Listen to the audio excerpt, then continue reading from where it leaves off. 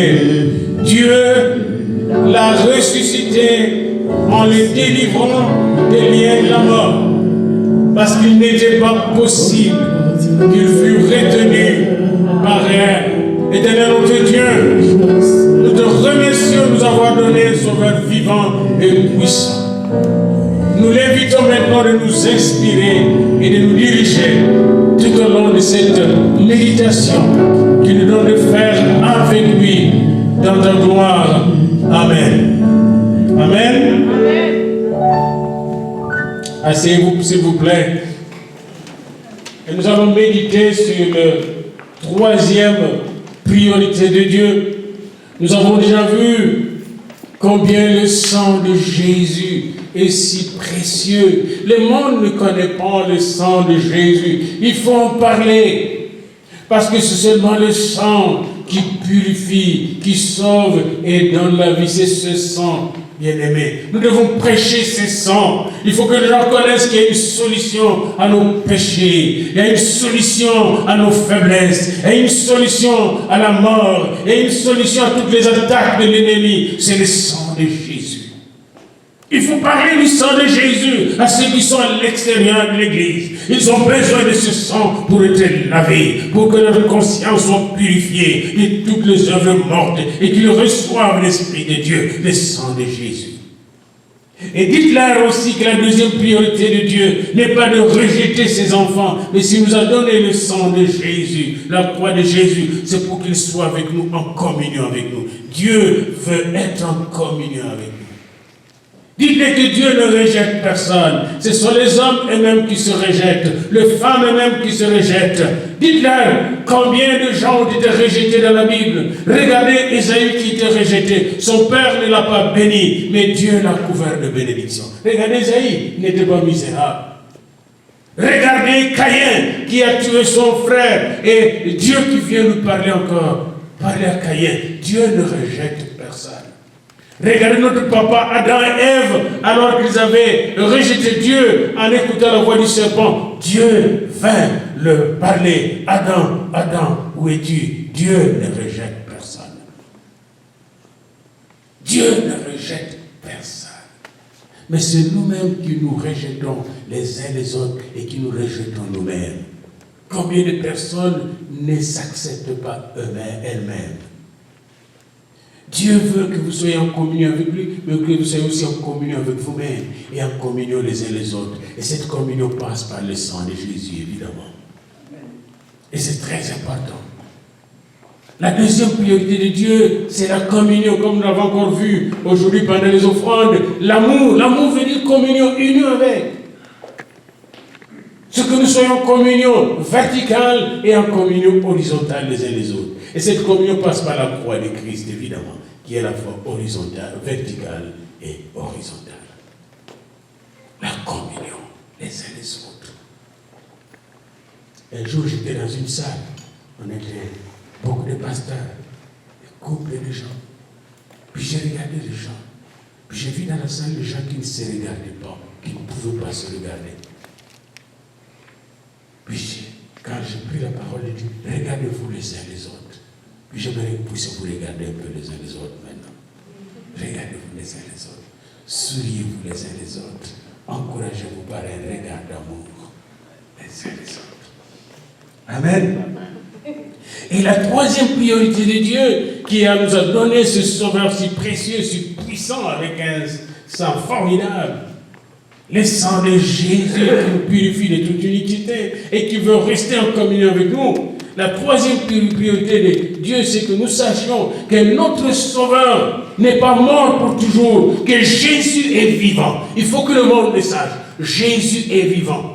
Dans le verset que nous venons de lire dans Actes 2, 24, verset tiré de la prédication de Pierre, il est dit, Dieu l'a ressuscité en le délivrant des liens de la mort. Bien-aimé, la mort a des liens qui nous maintiennent.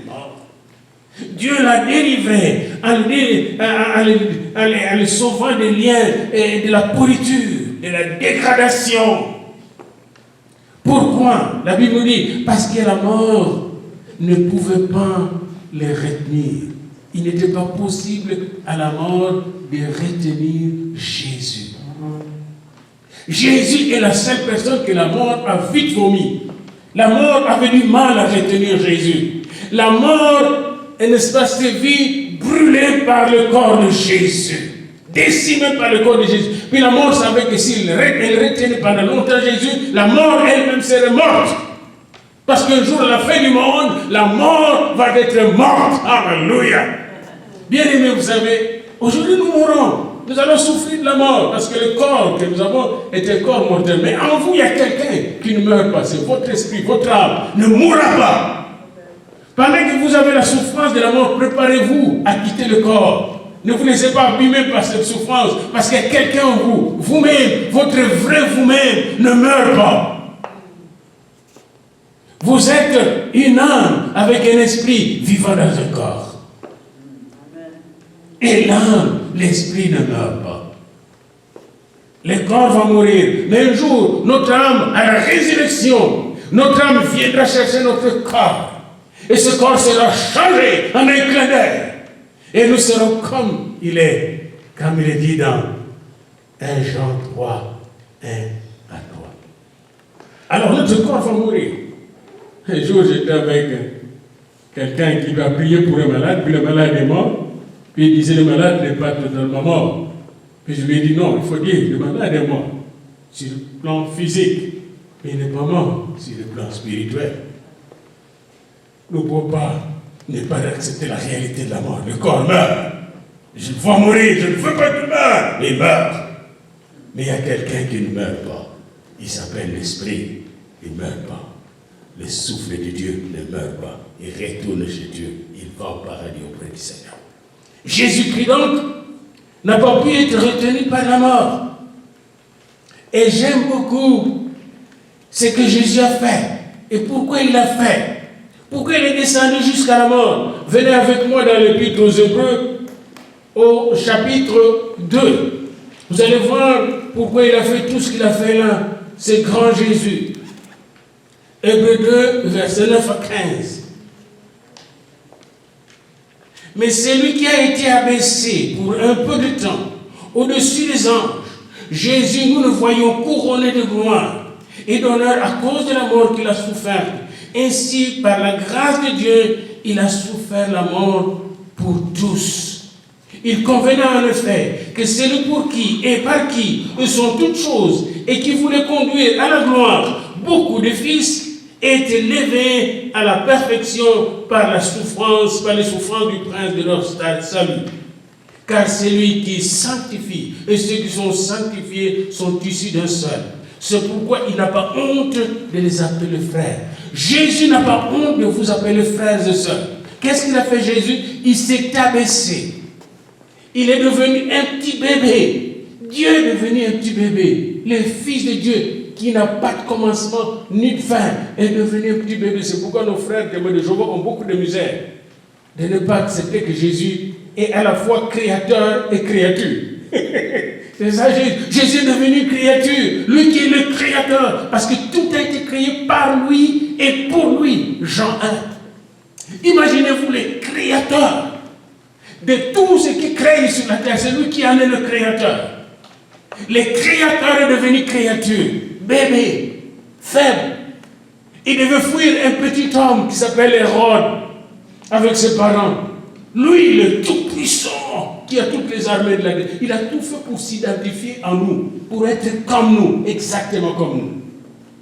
Il a pris la faiblesse en lui, il a pris la malédiction en lui, il a pris la mort en lui, il a pris la petitesse en lui, il a pris la pauvreté en lui, pour avoir les billets de transport et de survie, avoir un peu d'ânesse solide et de chameaux. Pour aller en Égypte, il avait besoin de faire venir qui? De faire venir de mages riches d'Orient qui sont venus là pour leur apporter la provision d'or nécessaire pour acheter ce qu'ils avaient besoin. Parce que le transport jusqu'en Égypte, c'était très cher, bien aimé. Mais ils ont eu tout cet argent venant de l'Orient, les riches d'Orient. Lui, qui est le riche des riches, dépendait maintenant des hommes. Tout cela qu'il a fait pour que vous et moi, qui sommes dépendants, nous puissions être bénis. Et quand il est venu Jésus, il est devenu un bébé mortel. Un homme mortel. Il a grandi comme un homme mortel. Il a obéi à ses parents.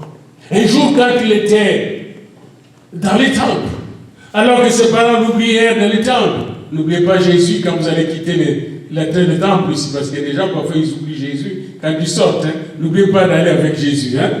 Marie et Joseph avaient oublié Jésus dans le temple. Il n'y a pas longtemps, quand j'étais jeune prédicateur, j'ai vu que des gens qui oubliaient leur Bible dans l'église, ils partaient. Ils oubliaient leur bulletin, ils partaient. C'est comme Marie et Joseph, ils avaient oublié Jésus dans les temples. Ils sont partis. Puis ils pensaient que Jésus avait que des amis. Et arrivés très loin, ils ont constaté, mais non, souvent il n'est pas ça, comme ça de nous. Ils sont rentrés chez les amis, ils n'ont rien vu. Pour ceux qui aiment voir le pèlerinage, c'était du monde, c'est des milliers de gens. Et là, ils sont rentrés au temple. Ils l'ont vu en train de parler avec les docteurs. un petit de 12 ans, parlait avec les docteurs de la loi. Et répondant au docteur, là il a fait une démonstration de la puissance de son verbe divin. On a vu que le Logos était là, la parole vivante de Dieu. Il a répondu aux questions des savants, des théologiens, des scribes, comme un vrai savant. C'est le seul qui a fait son doctorat à l'âge de 12 ans. C'est toute la terre. Je n'ai pas trouvé quelqu'un qui a fait un doctorat à l'âge de 12 ans. Jésus l'a fait. Un doctorat pas à n'importe quelle science. En science des Écritures saintes. Jésus de Nazareth. C'est même Jésus, bien-aimé. Il a guéri des malades. Il a nourri des pauvres. Il a purifié les lépreux, ressuscité des morts. Mais, après 3 ans de ministère, nous lui avons payé un salaire. Et le salaire, c'était la mort. Il y avait un choix entre lui et un brigand, un bandit de grand chemin. Un choix entre un innocent, un homme pur qui n'avait fait que de bien, qui avait même payé ses impôts régulièrement, et quelqu'un qui n'avait pas payé ses impôts, quelqu'un qui était un brigand, un criminel, un meurtrier, Barabbas. Et toute la foule, quand Pilate le Romain dit, ils avaient une coutume, chaque fois de libérer quelqu'un. Nous voulons libérer soit Jésus, soit Barabbas. Qui voulez-vous qu'on puisse libérer? Ils ont tous dit, Barabbas, les criminels. Autrement dit, donnez-nous des criminels. Nous aimons qu'on nous tue. Donnez-nous des criminels et crucifiez celui qui est bon. Ça, c'est l'homme, la logique de l'homme. Donnez-nous les criminels et prenez le bon. L'homme, il souffre toujours de ce qu'on appelle le syndrome de Stockholm. Hein? Vous connaissez le syndrome de Stockholm? Celui qui te fait du mal, tu veux vivre avec.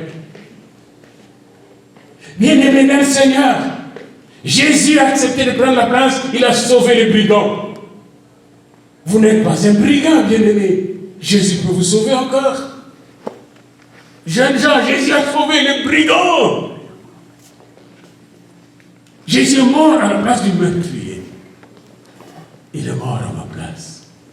Et quand il était mort à la croix, tout le monde se moquait de lui. Mais les gens ne savaient pas. Jésus a permis cela. Savez-vous pourquoi? Parce qu'à l'heure où Jésus était sur la croix, il devait être au temple en train de zigouiller les agneaux et d'offrir les agneaux comme au temps de Moïse.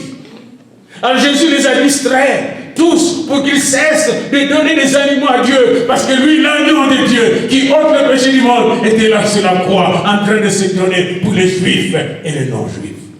Tout le monde à l'heure du sacrifice était là devant les sacrifices suprêmes, les derniers sacrifices, l'alpha et l'oméga, l'agneau de Dieu qui ôte le péché du monde.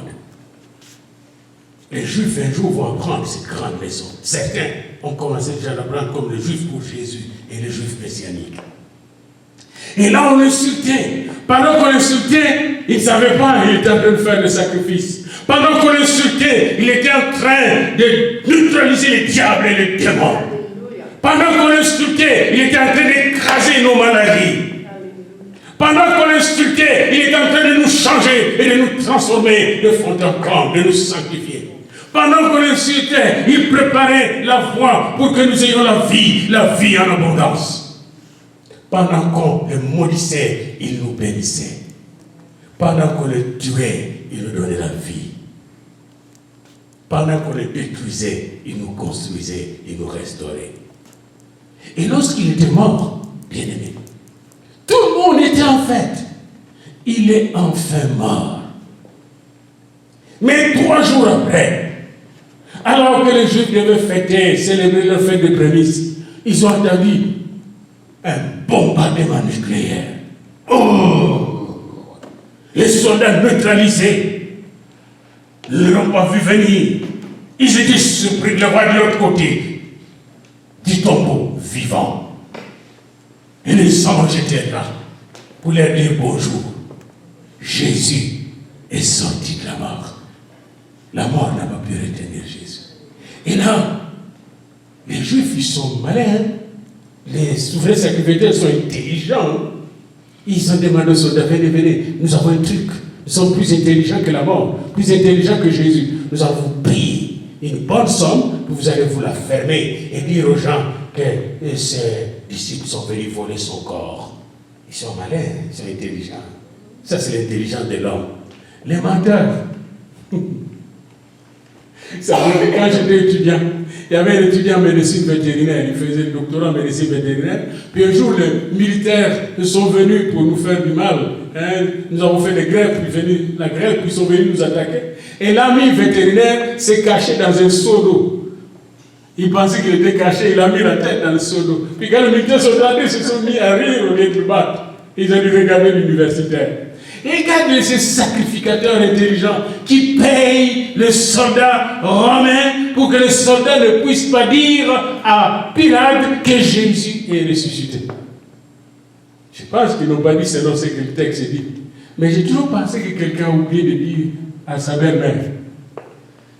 Je vous dis, il ne faut pas dire à quelqu'un, mais il est sorti vraiment vivant. Ne dis pas à quelqu'un. Puis la belle-mère est allée dire à son ami à côté. Et je vous dis, mon beau-fils, c'est vraiment le gars qui était là. Il est vivant. Et les femmes sont arrivées au tombeau. Et quand les femmes sont arrivées au tombeau, pleurant, il y avait un ange qui les attendait. L'ange du Seigneur pour les dire, pourquoi cherchez-vous parmi les morts celui qui est vivant? Et savez-vous pourquoi il est vivant? Il est vivant pour vous et moi. Amen. Il est vivant pour vous et moi. Allez dans Apocalypse 5. Et vous allez voir ce qu'il fait comme vivant. Il est vivant pour nous représenter devant Dieu. Il est vivant pour nous donner la révélation de Dieu dans Apocalypse 5. C'est lui qui ouvre les secrets de Dieu. Merci, les 7 sceaux. Il est vivant avec tout son sang. Il est vivant avec toutes ses cicatrices. Il est vivant avec toute sa vie éternelle. Il est vivant avec 7 cornes. La puissance de Dieu et le Saint-Esprit de Dieu qui veille sur nous et sur tout l'univers, jour et nuit. Jésus est vivant avec toute la puissance de Dieu. Il est vivant aussi avec toute la défaite du diable. Le diable est défait en lui. Il est vivant avec toute la défaite des démons. C'est pourquoi il a dit, tout pouvoir m'a été donné dans les cieux et sur la terre. Allez, faites de toutes les nations mes disciples et baptisez-les au nom du Père, du Fils et du Saint-Esprit. Et voici les miracles qui accompagneront ceux qui auront cru. Premier miracle, en mon nom, chasseront les démons. Parce que Christ est vivant, nous pouvons chasser les démons. Il est vivant. Vous imposerez les mains aux malades et les malades seront guéris. Parce qu'il est vivant, je pose les mains aux malades et les malades sont guéris. Pourquoi? Parce qu'il est vivant. Vous parlerez une nouvelle langue. Savez-vous, même le français, c'est pas ma langue maternelle. Mais Jésus m'a donné la capacité de la parler. Pareil. Elle n'est pas encore de parvenir. Il y a des gens de la forêt qui parlent français, anglais, allemand. C'est déjà beaucoup de choses. Hein? C'est pourquoi Papa Michel doit aller en Afrique pour parler les langues africaines. Il est vivant, bien-aimé. Et je voulais montrer pourquoi comment il est vivant. Regardez comment nous sommes dans l'église. L'église de Dieu est composée de Chinois, de Japonais, des anciens musulmans, des animistes, des anciens vaudouisants, des anciens francs-maçons, des anciens occultistes. Tous nés de nouveau, remplis du Saint-Esprit, transportés dans la présence de Dieu dans son royaume. Amen. Il est vivant. C'est pourquoi je dis moi, mes sœurs et frères, il est vivant. C'est une démonstration que Jésus est vivant. Jésus est vivant, c'est pourquoi Édouard qui vient d'Haïti me donne la joie à cause de Jésus qui est vivant. Ça, si vous voulez voir la vie de Jésus, elle est là, la vie de Jésus. Elle est là, la vie de Jésus. Notre relation ensemble, Joseph et moi, c'est Jésus qui est vivant. Jésus est vivant. Jésus est vivant. Jésus est vivant. Je vous dis, Jésus est vivant. Il est vivant, c'est pourquoi l'Église est vivante. C'est pourquoi les portes du séjour de mort ne prévaudront pas contre elle. Il est vivant, c'est pourquoi les ciels et la terre passeront, mais sa parole ne passeront jamais. Il est vivant. C'est pourquoi il donne la révélation de ce qui va se passer. Ne vous en faites pas. Beaucoup de gens disent, ah, l'homosexualité, ah, les lesbianismes, ah, ceci, ah, le gouvernement, ah, tout cela, ça va passer. Jésus revient bientôt. Jésus revient bientôt. Il est vivant, c'est pourquoi il revient bientôt. Pendant qu'il est vivant, qu'est-ce qu'il faut au ciel? Il prépare. Jean 14, il vous prépare de place dans la maison du Père. Et pendant qu'il est vivant, il travaille avec vous sur la terre pour préparer l'épouse. L'épouse qui va entrer dans sa gloire, qui va célébrer avec lui les noces de l'agneau. Jésus est vivant. C'est pourquoi j'invite Patrick et toute la chorale à venir chanter. Il est vivant, il est vivant, il est vivant. Alléluia. Il faut que le monde sache que Jésus est vivant. Chantons Jésus est vivant. Crions Jésus est vivant. Il est vivant, c'est pourquoi nous savons prier avec force. Il est vivant, c'est pourquoi quand nous sommes malades, il nous guérit. Il est vivant, c'est pourquoi quand nous mourons, nous entrons dans l'éternité de sa gloire. Jésus est vivant. Il est vivant. Est-ce qu'il y a encore des chanteurs ici? Maman, Philippe, monte encore. On va chanter ici. Montez, venez remplir la chorale ici. Il est vivant, Sarah. Monte. Monte. Monte. Sarah, monte. Oui, Sarah. Viens, dans ma fille. Il est vivant. C'est pourquoi Sarah est là. Alléluia. Il est vivant.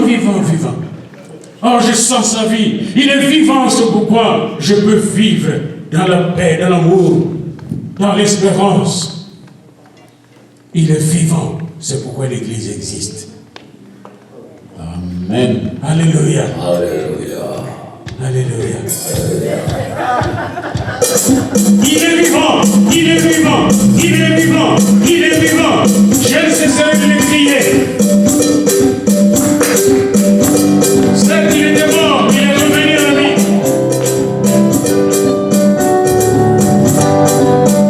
David, il est vivant, notre Seigneur. Il faut bouger tout le monde.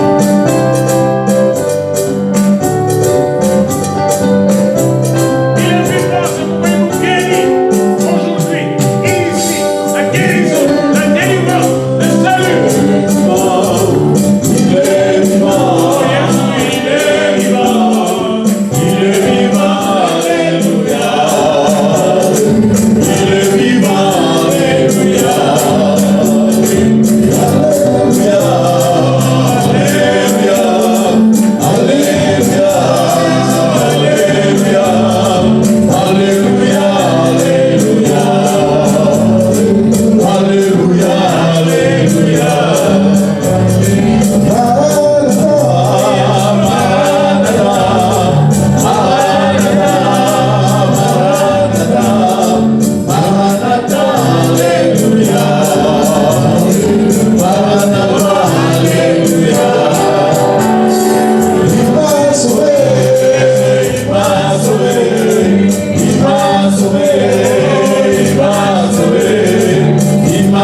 Alléluia.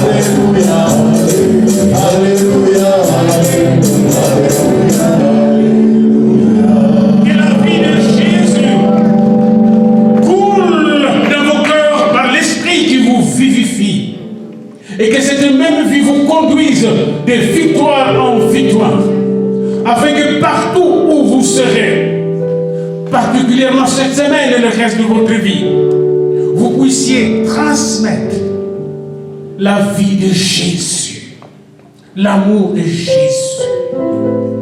la joie de Jésus, la guérison de Jésus, la puissance de Jésus pour la gloire de Dieu, sous l'onction du Saint-Esprit. Soyez remplis de la vie de Jésus. Amen. Alléluia. Amen.